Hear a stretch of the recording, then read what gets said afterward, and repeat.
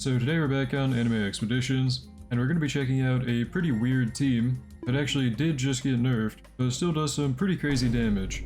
So that's what we're checking out today. I hope you guys enjoy the video. If you do, maybe if you like or subscribe, I would really appreciate it. But anyways, let's get into it. So today we're checking out something with Doflamingo and Trunks. And this was originally going to be yesterday's video, but then they dropped a new patch. And the patch actually did nerf this strat, so we're checking out the nerf strat today, but it's still really good, so let me actually show you what they do. Alright, so the strat we're checking out was brought to my attention by Luck in my Discord, so thank you Luck for bringing this up. Pretty much we have 3 Trunks down with a crit build. So if we look here, we have Shinigami Sword and Enhanced Katana. It's kind of like my Itachi and Doflamingo strat, if you remember that one. So we're pairing a crit build Trunks with an unbound Doflamingo. Then we have Cuber buffing and Forbidden Teacher buffing. Now to show you what happens here, I'm going to pop my Trunks Golden Ascension abilities, and then we're going to spawn in an enemy with 1.5 mil. Watch the damage here. So we have the drink marks on him. That is the important part. With the drink marks on him, he got chunked for 500k there. There was a chunk for even more. But if we watch when all the strings hit, there we go. That was like a 1 million damage nuke. It was 3 ticks of about 379, I think. Pretty much 3 ticks of like 400k. It's like a nuke for 1.2 million. And it happens every time you have drink marks on something with the Doflamingo string follow-up. Here I have a crit build Yuta next to a max build Puppet. And of course the Puppet mark is going to increase the damage a little bit, but it's fine. Watch the damage output when the Curse Mimicry hits, okay? Follow-up hits and crit 4, 3 ticks of 150k. There it is. So pretty much any strong follow-up with the drink marks is going to chunk an enemy. The initial hit from the follow-up unit, and then 3 hits from the Trunks follow-ups critting. And overall it's pretty insane. I think Trunks has some really good DPS if you use them right. My DPS chart kind of went over that in my last video, which I guess right now I'll go over the DPS spreadsheet to show you how much DPS this is actually doing. Okay, I know this might be a boring part of the video, because we're talking about numbers and it's kind of nerdy. But this is my DPS spreadsheet for what I think is every meta unit in the game right now. So pretty much, if I had to summarize this, I try to get the most DPS out of every unit we test here. And we have multiple tests. We have one for single target, one for 10 enemies, one for 25, and then one for 50. And the 50 enemies are spaced out to be kind of like an AoE test. Of course, do take everything with a grain of salt. I understand this testing will have human error and RNG. But I did make it more accurate recently because I didn't have the single target test before. I kind of just went off the 10 enemy test for single target DPS, and I always knew that was kind of scuffed. And today I tried to improve it. So Doflamingo is actually way crazier for single target than I thought. Just his AoE is pretty bad. We have 28.1k DPS after a 1.3k reduction. The 1.3k is from units I had to put next to him to trigger strings. With Doflamingo, as you can see these specifics here, he had lots of epic or rare units with low investment. So for the one enemy test, I had 45 units next to him, and they were doing about 1.3k DPS. I did the math on that, so I subtracted it from his final number. But as we can see, the GOAT of single target DPS is Vegeta. So I know my ranking for Vegeta on the first tier list kind of confused a lot of people because his AoE is not that good. But I hope with the new, more accurate single target DPS test, you can see why Vegeta is actually pretty helpful because his DPS is way better single target than like any other unit in the game. I did also see a comment on my last video about Unbound Goku, and I thought that was a really good point because the patch changed so much about him. So I checked out Goku Unbound, added him to the chart here. And it seems like Unbound is actually better than Primordial and Forsaken after the new patch. I mean, Primordial does have a little bit higher single target DPS, but of course it is way more cost efficient to run Unbound.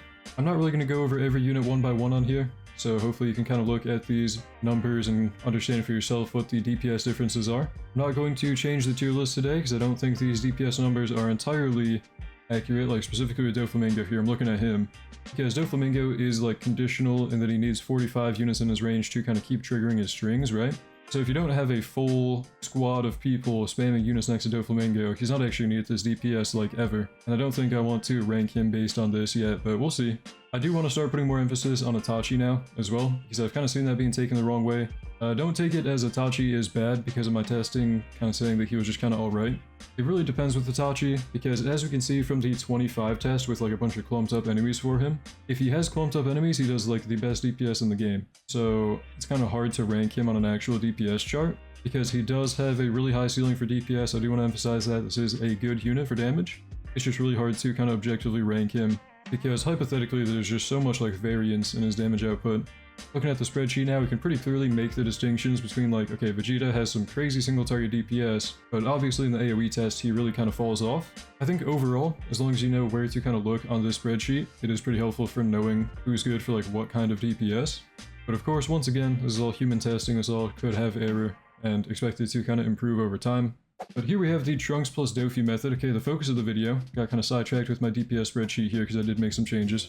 Trunks plus Dofi, as you can see, I gave it my own ranking of WTF because this is just kind of stupid. The DPS on this is kind of crazy. And of course, we are comparing two units. You know, we have Trunks and Doflamingo, both combined to be like already 50k DPS, and then we have them buffed with Cubert and Magic Teacher.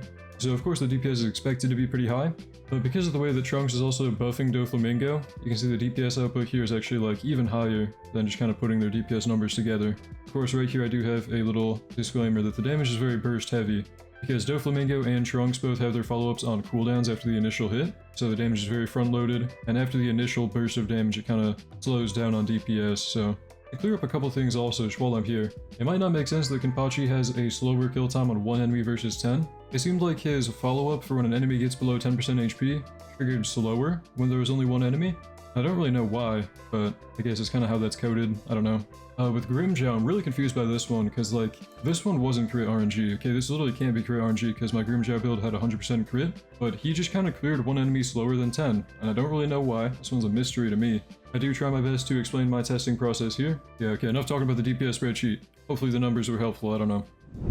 Now, for the sake of actually using this team, I am going to re-roll on my Trunks for Forsaken. I don't have too many re-rolls right now, so hopefully I get it early, and I don't have to go to pity. It should only be like a 400 pity anyway, right? 500? Okay. I'm gonna roll for Forsaken. Shouldn't be that bad. Gotta get it, come on.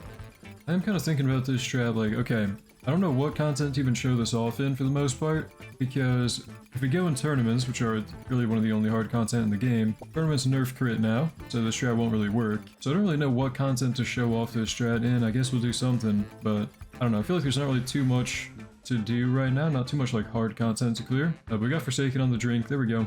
Maybe if I climb the tower, that'd be somewhere I could like show stuff off, but at the moment I'm only floor 50, and they actually reset me back down to floor 1, so please do let me know in the comments if there's hard content you think I should showcase stuff in.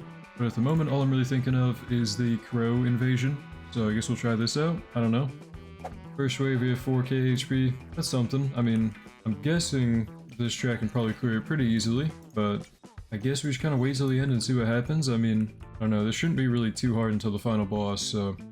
Okay, we've made it to the final boss, so we can actually see this working in a real game mode. Crow with 1.14 mil. The builds I have on everyone, by the way, my Doflamingo is on 5 SPA with Magic Book and Shinigami Sword, and my Trunks all have a standard crit build with Forsaken, Pointy Straw, Shinigami Sword, and Enhanced Katana. I don't have max ascensions on them, so the damage could be even higher, but whatever. Let's see how much we're doing here, come on. I think we might actually lose because of the AoE. We're only hitting like a certain amount of enemies at once. I'm just gonna probably have to place down Megami, maybe? I don't know if enough to max him, but, okay, Trunks just chunked him for like 500k. Need that to happen one more time, pretty much, and we'll be good. One more chunk, please, one more chunk. Should happen like every 15 seconds. There we go. Yeah, okay. So the damage is here, but it was actually kind of scary. We leaked down a bunch because we only have a circle AoE. And that's really one drawback of these units, I guess. Kinda, you know, the damage is there. We're doing a lot of damage with Trunks and Doflamingo. But I think we actually lose because we can only hit a circle at a time. So, we'll see what happens, but yeah, I think we lose this one. It might be beatable. Maybe we have 2 Trunks and a level 8 Doflamingo, upgrade 8 Doflamingo. Come on, maybe kill it. Okay, yeah, the crits are actually putting in work. Okay, so it was kind of scary, but I think we can do it. Yeah, there we go. Oh, he respawns, that's right. I guess I'll just wait till he gets to the end again, we can maybe kill it. I mean, okay, the damage is here, like Trunks and Doflamingo, the damage is good, but yeah, they do have the downside of being only circle AoE, so I think we actually lose here to Razor Jaw. See the damage, maybe we can chunk him for like 300k? Doesn't look like we're chunking him for 300k, I think we lose. Oh, no, we got a chunk for 140, and we won. Okay, so the damage is here. Like, you very much can just kind of nuke everything with this team, but the circle AoE on both Trunks and Doflamingo, kind of a downside. On a real team, is it worth running? Probably not, but it does have some pretty crazy DPS if we're going off of, like, the burst of damage. I think that's all for this video. I really just want to talk about the combo between Trunks and Doflamingo, because they can kind of just nuke something, and it's not like a stable DPS output. They're not constantly doing like 450k DPS, you know, but I do think them being able to nuke stuff for like 1.5 mil is kind of awesome, because for most content in the game, that's enough to pretty much one-tap stuff. I don't know, I thought it was pretty cool. Hopefully the changes to the spreadsheet also helped you guys out.